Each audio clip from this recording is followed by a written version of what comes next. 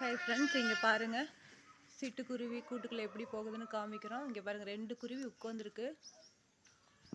இங்கே பாருங்கள், இவங்க சிட்டுக்குருவி வளர்த்துறாங்க. ரொம்ப நல்லது, தெய்வீக சக்திங்கிறனால கூட்டுக்குள்ளே வந்து போகிறது பாருங்கள் எவ்வளோ அழகாக இருக்குது. சிட்டுக்குருவி வளர்த்துறது ரொம்ப நல்லதுங்க ஃப்ரெண்ட்ஸ். இங்கே பாருங்கள் எவ்வளோ அழகாக போகுது, தெரியுதுங்களா?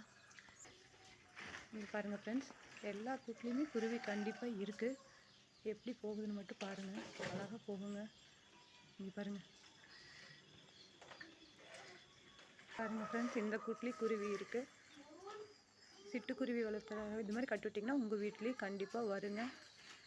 எவ்வளோ அழகாக இருக்குன்னு பாருங்கள்.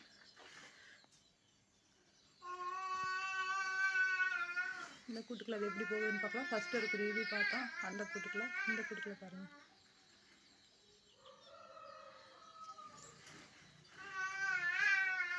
பிடிச்சா லைக் பண்ணுங்கள், ஷேர் பண்ணுங்கள், சப்ஸ்கிரைப் பண்ணுங்கள் ஃப்ரெண்ட்ஸ்.